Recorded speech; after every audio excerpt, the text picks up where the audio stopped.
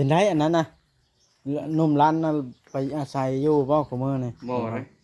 บ่เอานะบ่ยันมันรักมันเล่ม โอ้ เอาไปบ่แม่นคนจริงเสื้อมันรักเล่มจะน้องข่อยสิเป็นทูบหรือพุ้ยแม่นคันเสื้อทรายและน้องเดียวกัน ย่านอันแบบว่า เขากินยาหมอกยามาผมว่าเรื่องเขาโกงน้ำจะน้องเขาปั๊บ โอ้ จับน้ำกันแล้วเลย เสื้อหลักของกลางของบ้านของเมืองเนาะของรวมในวัด เดี๋ยวคอยไปหันไปนี่ไปงัดหันงัดนี่คอยก็เป็นโทษเลยคือบักปื้อใครได้บักปื้อขอเชื่อใจมันมาเฮ็ดอย่างนี้มันซื้อมนสุดขอยสั่งไปใส่ไปลงทุนไรสั่งไป เอ่อ 3 ชีวิตจังขอยย่านมันจนพ่อแม่กับป้าเขาถิ่มยังสิเจ้ายังสิคิดเอาไปอยู่น้ำโทษนี่เป็นโทษโอ้ย ยอมคือกันเนาะเดี๋ยวนี้จักไปทางใดเนาะเดี๋ยวนี้ บ่จับ จับเลย บ่จับบ่เห็น ขอยก็หมออยู่นั่นแหละขอยจะซื้อมรสุดของเนี่ยครูบาอาจารย์ไปจะไปเก็บเอาขี้หมาขี้ข้าวมาอยู่น้ำเป็นโทษคุยนี่กินชั่วโมงเช้าเจ็ดเจ้า เราสิมาหาเพิ่นหาบ่เห็นบ่จักเลยเนาะเรื่องชาติก็ได้ บ่จับกรรม ถ้าชาติเชื่อท่านหมอนะ บ่จับกรรม เสียพวกจัง เสียนี่ นี่ บ่จับกรรมเลยจับไปอยู่ไสบ่จับ เก็บเอาไปเจ้าที่เอาไปอยู่น้ำ เสียเบิด เห็นว่าเขาเที่ยวเส้นเขาจะบ่ให้เจ้าเลยคอยบอกว่าอย่าไปเฮ็ดเอาลูกหมู่เป็นลูกเองเอาลูกเป็นไปอยู่น้ำงานเอ้ยน้องให้ยับเขากันคอยยังบอกอยู่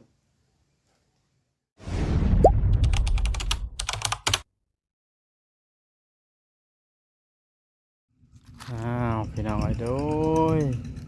เปิดภาพขึ้นก็ได้มาแต่เฮือนลุงหมอพี่น้องเอ้ยบ่เห็นแล้วจักเราไปทางใดถามคนว่าแต่ก็เรามาวัดนี้พี่น้องเอ้ยมาหาอยู่วัดก่อนบาทนี่จะม้อยอยู่ในวัดก็ได้เปิดกล้องเข้ามาเลยพี่น้องเอ้ยมีคนอยู่ว่าอยู่วัดก็ได้หรือว่าเห็นคนแล้ว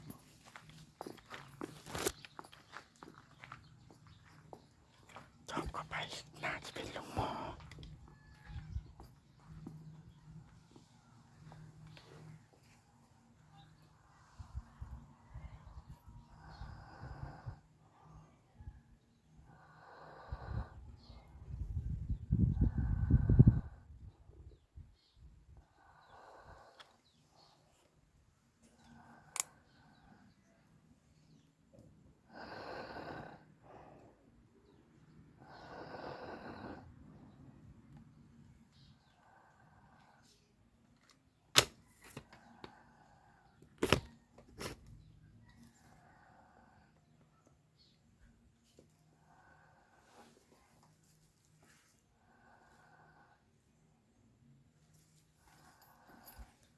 เสียงคนดังดัดพี่น้องเลยอยู่วัดตอนนี้ก็ได้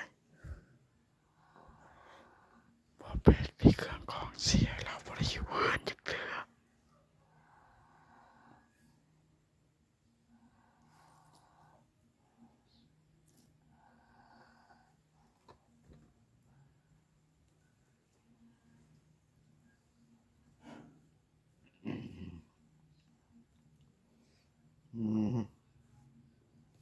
อนสวัสดี นอนว่าเดี๋ยวเลย นอน เปลี่ยนอะไรคือว่ามาอยู่วัดเดี๋ยวนี้ นอนขึ้นนอนนอนนี่น่ะขึ้น ลูกนั่งในกว่าเจ้าก็ได้วันชินว่ามันนี่ อ หรือวานนี่ เพิ่นเอาบุญอันนั้นเฮ็ดเอาบุญเขาเมาจะซื้อ เห็นบุญเขาเมา บุญเขาเมาน้อยๆนะอืม เอาจะมาเล่นอยู่วัด เอาเท่านี้ เอายังของคอฮะ ไปแจ้ แต่เฮือนเจ้าขายได้หรือเปล่า ยัง หาก็ถือใช่ ถือ เปิดไปหาอยู่เพื่อนบ่เห็น เนาะ ฮะ นอน นอนแต่คืนนี่ว่ามาบ้าน หมอเดี๋ยวมาเช้านี้ เออ มาเช้านี้ ลงมาเช้าวังนี่ลงมาวังอะไรได้ นอนกลนดังธาตุ รับเย็นดี รับเย็นดี ที่วัดเลยเนาะ ซื้อยาพิษนั่นยาพิษผักมาเขาซื้อมาในเฮือนเขาแล้วก็มากินเจ้าสิผู้ผสมหน่วยเงิน เห็นได้ฉานถือโทรศัพท์ให้แล้วมีคนโทรมาคุยมาเล่นน้ำอยู่ว่าใช่ แล้วมีวันสอบมีเงินในโทรศัพท์หมดแล้วก็ยาสอบไปนี่เดี๋ยวผู้นั่นโทรมาดิงานก็ต้องไล่ อยู่เขาท้องไหลแล้วโทรมาเล่นน้ำว่า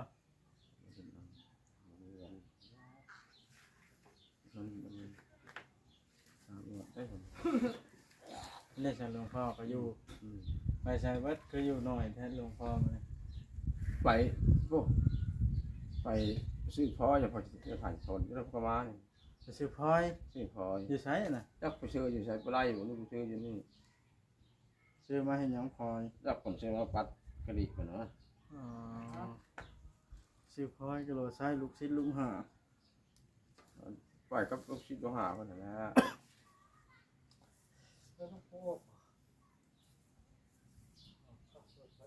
เป็นยังไงหนุ่มรันดูได้ข่าวเลยวะ อะไร เพื่อนตาบอดว่าหลวงพ่อนี่ เนาะ ไป เป็นหน่วยองค์ ไปดูนะ พวกอาชีพยาย สบายดี เดี๋ยวสบายดีแต่เก้าคือบ่เคยเห็นหลวงพ่อคนมาใหม่บ่ มาไป มันมาอยู่ไหน โอ้นั่นเลย อยู่ไป เพิ่นมาแต่บ้านไหนหลวงพ่อ โอ้ โอ้ มาแต่บ้านนะ ค พ่อน ใต้ พอใจพอท้องไหลเด้ว่าอยู่พอท้องไหล บ้านคนอะไร ตัวคงเพิ่นก็สิเฮ็ดเนี่ย อืมเป็นมาแต่นาโพหากนมา โดยเพิ่นมาอยู่ไหมได้ครับก็ว่าจำพรรษานี่แหละ กัญชาเดียวนี่นะอ๋อ เข้าไปอยู่พุ่นเลยที่ละโค้ไอ้เราจะกัญชาพี่ เพิ่นมาหาเฮือนบ่เห็นเพิ่นลงมานี่ยาย เออ พวกอาชีพได้แหละพวก YouTube เบิ่งให้โหนั่นไอ้ตุกคงเลย ยัง แบบแนว ตัวคงมันไหนเบิ่งให้ตัวคง ชิวาในใดแล้วเนาะนั้นก็ได้ แล้วเนาะ เนี่ยจะเล่นโอ้ บ่เห็นเลยว่าหนุ่มรันนะจักสิไปอยู่ไสเนาะเดี๋ยวนี้ จับตาม ในห้านเวียดก็บ่ได้อยู่เด้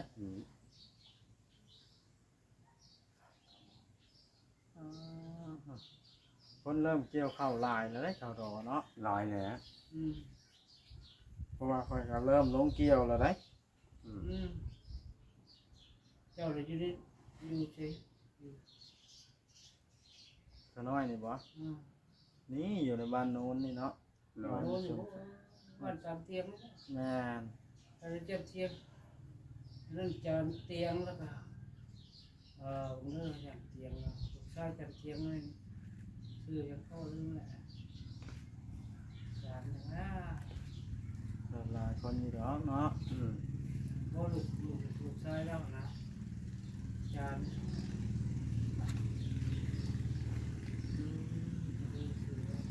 ไปหาใช้แต่หนุ่มรันนะ ให้การบุกกับเพื่อนนั่นพ่อเรา แม่นละโดยติดกัน ให้พ่อแล้วนะ ฮะ พ่อแล้วให้ ลุงจันทร์ชีนะ จานทับซี อ่า ให้เราเสียแล้วให้คนแม่แล้วลูกป้าก็เป็นลูกน้าสาว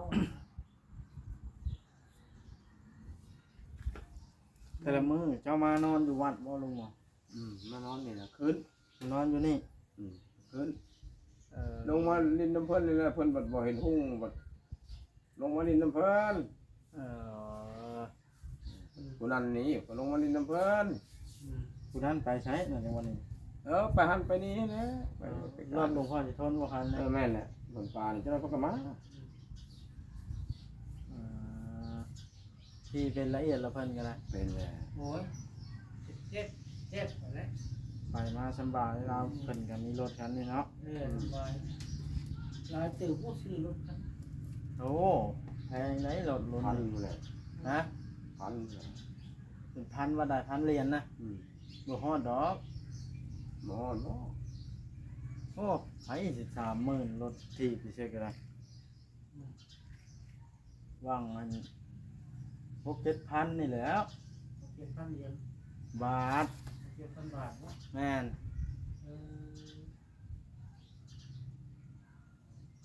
ธรรมดาลินะ เอ้ยธรรมดาอยู่เนาะ คัน เดียวคันเหรียญพวก บ่แม่นแล้วเนาะ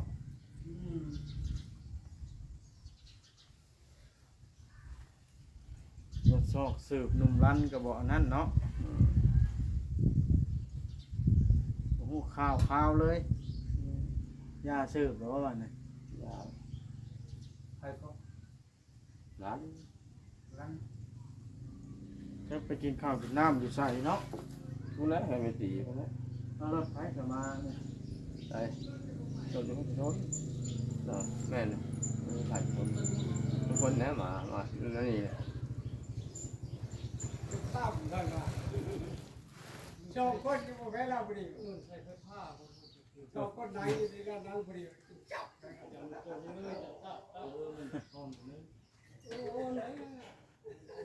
ชกอ่อนบ่ ทุกคน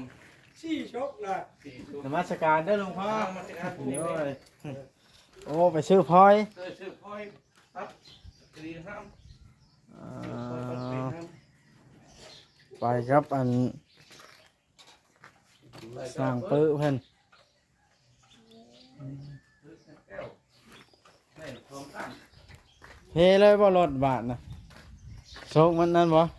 ชกมันอ่อนบ่ เอาไว้รถปูนเขาคัน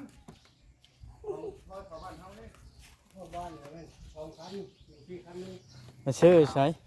มาเด้อ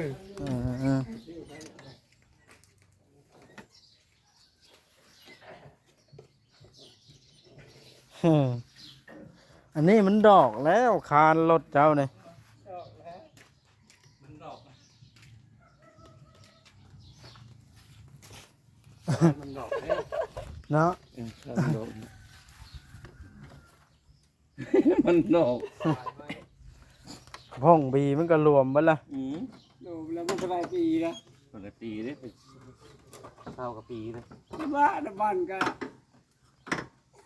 ชื่อจิบ่ โอ้ยผ่านไป เป็นได้หลวงพ่อเริ่มเฮ็ดอีกแล้วว่าประตูโครงบ้านไหน ยังจุดโทษชะลอก À, ไอ้คือไม้แก้วยังไอ้แก้วยังจัดการอันนั้นมันโยสีนัวมันใส่สีนัวยาข่าวยายังได้ก็โทรมาบอกแล้วมันโทรมาลงเพจลงไลน์แล้วมัน เลย ตัวจุดเขาแล้วตัวพวกแล้วมันใส่เจ้าหมูได้ยังได้แล้วของมันเนาะ เป็นได้อันนั้นน่ะนุ่มลั่นน่ะไปอาศัยอยู่บ่ของมือนี่ บ่เลยเอานะตัวใหญ่มันเล่ม โอ้ เอาไปบ่แม่นคนจริงเสื้อมันหลักเล่มจะนอกคอยจะเป็นทูบหรือพุ้ยแม่นคันเสื้อทรายและร่องเดียวกัน ย่านอันแบบว่า เขากินยาหมอกยามาผมว่าหลวงพ่อเขาโกงน้ำจะนอกเขาปั๊บ โอ้ จับน้ำกันแล้วเลย เพื่อหลักของกลางของบ้านของเมืองเนาะของรวมในวัด เดี๋ยวคอยไปหันไปนี่ไปงัดหันงัดนี่คอยก็เป็นโทษเลยคือบักปื้อใครได้บักปื้อคอยเสื้อใจมันมาเห็ดอย่างนี้มันซื้อมนสุดคอยสั่งไปใส่ไปลงตรงไรสั่งไป 3 ชีวิตจังคอยย่านมันจนพ่อแม่กับป้าเขาถิ่มยังสิเจ้ายังสิคิดเอาไปอยู่น้ำโถเป็นโทษโอ้ย ยอมคือกันเนาะเดี๋ยวนี้จักไปทางไหนเนาะเดี๋ยวนี้ หมดจับ จับเลย จับเอาเห็น ผมก็มองอยู่นั่นแหละคอยจัดซื้อมรสุดของเนี่ยครูบาอาจารย์ไปจะไปเก็บเอาขี้หมาขี้ข้าวมาอยู่น้ำเป็นโทษคุยนี่ กินชั่วโมงเช้าเจ็ดเจ้า เอาสิมาหาเพิ่นหาบ่เห็นบ่จักเลยเนาะเรื่องชาติก็ได้ หมดจักกรรม ถ้าชาติเชื่อท่านหมอนะ หมดจักกรรม เสียพวกจ เสียเลย ำนี่ หมดจักกรรมเลยจะไปอยู่ใส่หมดจัก เก็บเอาไปเจ้าที่เอาไปอยู่ๆนั่ง เสียเบิด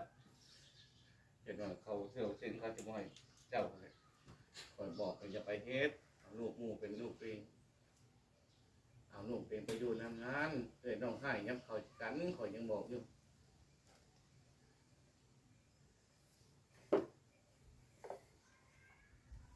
บ่จักลายคือกันบาดนี่เนาะ หมดจักหลาย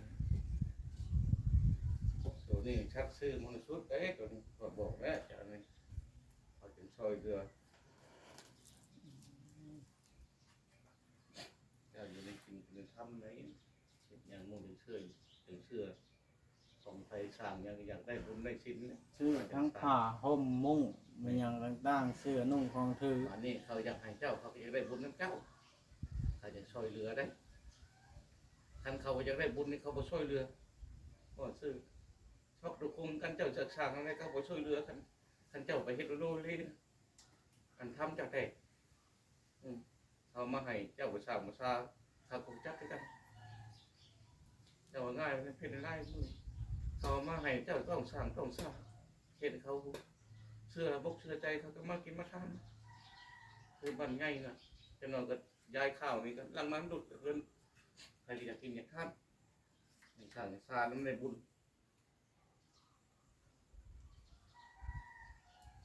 ผมบอกแม่งอยู่ที่นี่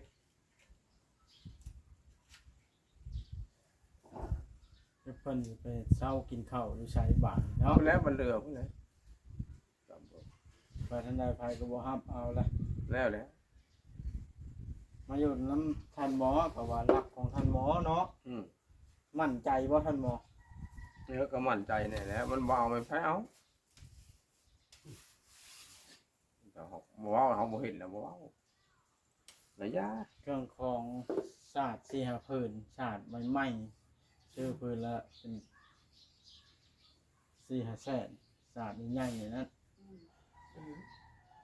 400,000 บาท400,000 ปี